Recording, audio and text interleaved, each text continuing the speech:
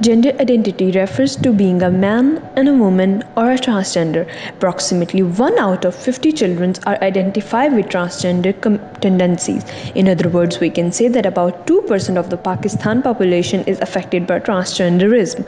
According to Dawn newspaper, for the first time in Pakistan history that the transgender community was counted separately in the census of 2017. According to Census 2017, transgender population stands at 10,418, which is approximately 0.005% of total population. Transgender in Pakistan are called Hijra, Khusra, and politely Khwaja Sara. Transgender in our community face ignorance and rejection because of the uneducated and aggressive mindset of some people. They do not prompt to accept them as human beings.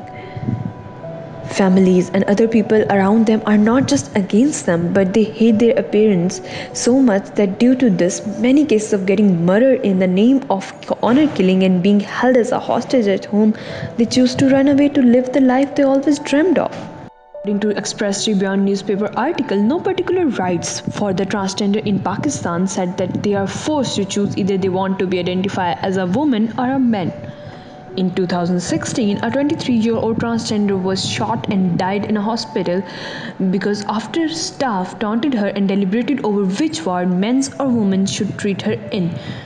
According to BBC News article, Peshawar-based transgender rights group said that at least 70 trans women have been murdered in Khyber Pakhtunkhwa since 2015.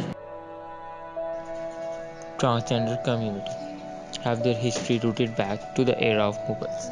They were known as the Khwaja Siras. They were the servants to the Mughal rulers and their wives, caretakers as well. When the Mughal dynasty came to an end, Khwaja Siras were forced to live in streets and slums, and thus they were considered as the social outcast existing in strange no man's land.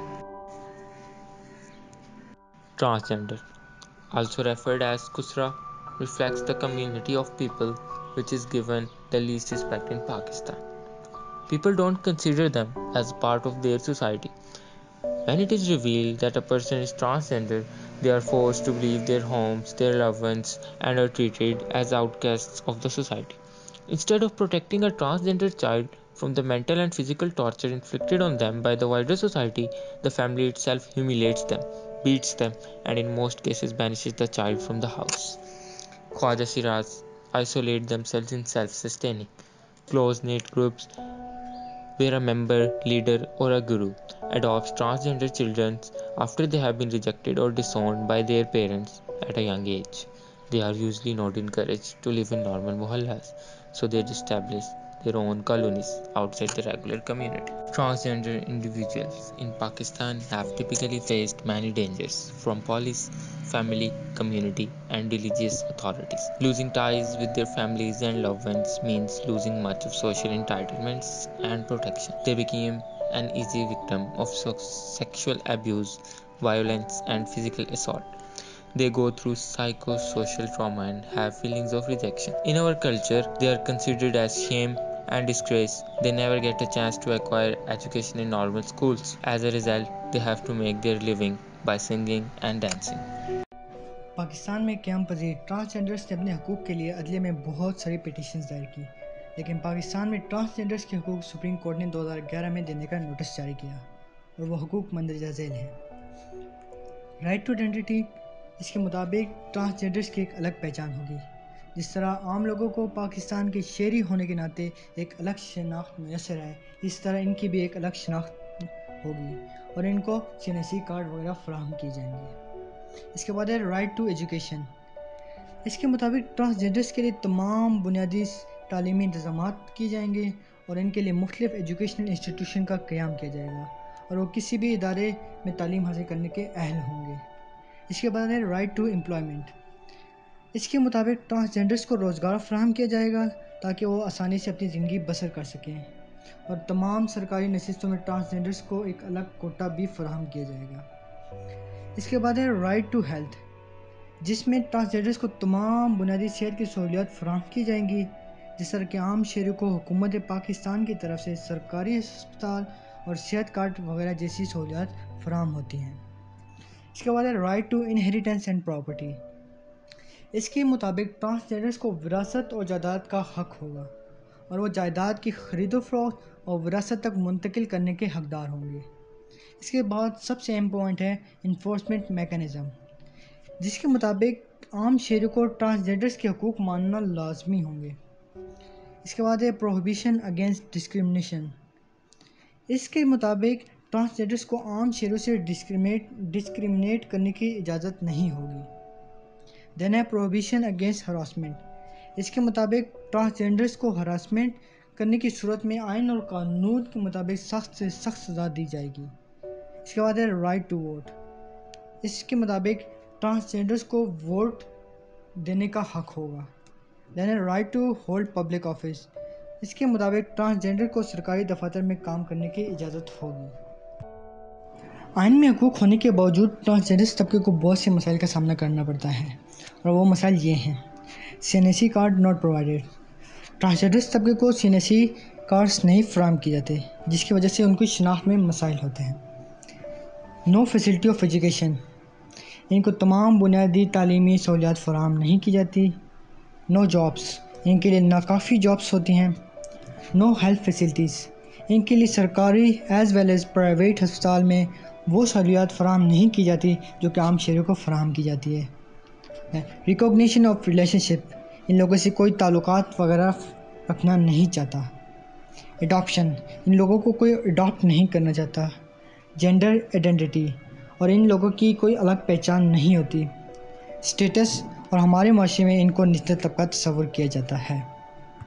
بدقسمتی تو یہ ہے کہ ہمیں اپنے گھر والے ہی مانتے نہیں، کیونکہ معاشرہ ان کو جینے نہیں دیتا. ہماری بھائی بھی ہے، وہ بھی ہمارے سے نفرت کر رہی ہے، بہنیں بھی ہے، وہ بھی نفرت کر رہی ہے، جو اپنے لوگ ہیں وہ بھی نفرت کر رہی ہے، پرائے لوگ تو خود نفرت کر رہے ہیں. بچپن سے ہی مار پیٹ اور جنسی تشدد ہمارا مقدر بن جاتا ہے. ہمیں کوئی پڑھنے نہیں دیتے اسکول میں. نوکری خاک کریں گے خواجہ سرا.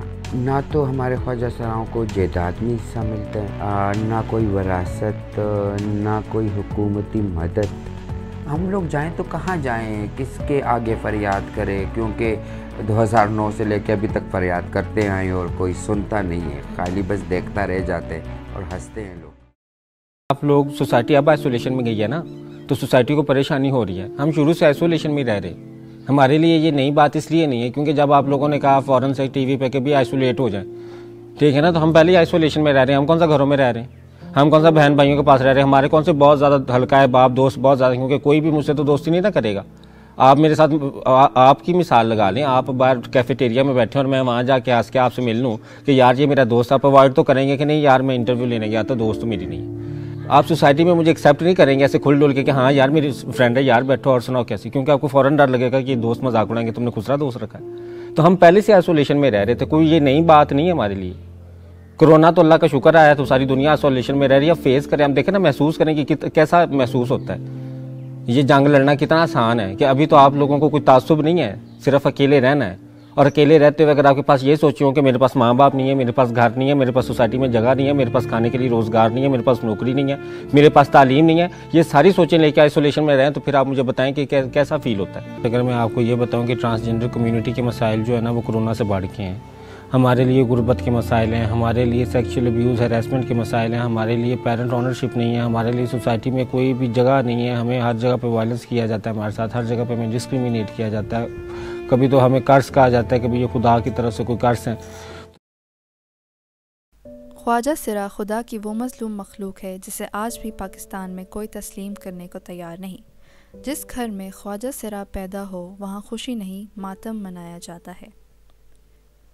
سیالکوٹ میں تشدد کا نشانہ بننے والا یا پشاور میں سڑک پر بیماری سے تڑپنے والا خواجہ سرا معاشرے کی بے حسی کی مثال ہے. ایک اندازے کے مطابق 1.5 لاکھ خواجہ سراہوں میں سے صرف 4,000 کے پاس شناختی کارڈ ہے، کیونکہ آج بھی حکومت ان کی شناخت پر کوئی فیصلہ نہیں کر سکتی. حکومت اور عوام دونوں ہی اس صورتحال میں مجرم نظر آتے ہیں. امید کی کرن ہیں وہ لوگ جو انہیں اپنا مان کر ان کے حقوق کے لیے آواز بلند کرتے ہیں.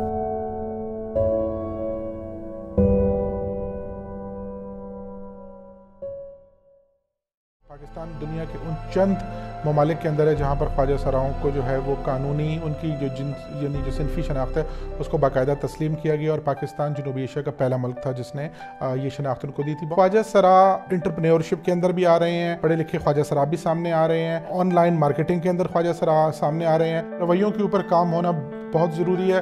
خواجہ سرا کمیونٹی کے پاس بھی انہوں نے بھی خود کو پروف کرنا ہے کہ اگر ان کو موقع دیے جائیں تو وہ بطور ایک بہتر شہری کے بلکہ ایک بہترین شہری کے کنٹریبیوٹیو سٹیزن کے طور پر سامنے آ سکتے ہیں۔ اگر سول سوسائٹی اور حکومت کے کچھ لوگ اس معاملے میں مثبت کام کر رہے ہیں تو آخرکار عوام اپنا کردار کیوں نہیں ادا کر رہی؟ اب ہمارا فرض بنتا ہے کہ خواجہ سراؤں کو معاشرے کا باعزت شہری بنانے میں اپنا کردار ادا کریں، کیونکہ آج بھی یہ افسوسناک حقیقت ہے کہ خواجہ سرا اچھی تعلیم، صحت کی سہولیات اور اپنے گھر کا تصور نہیں کر سکتے۔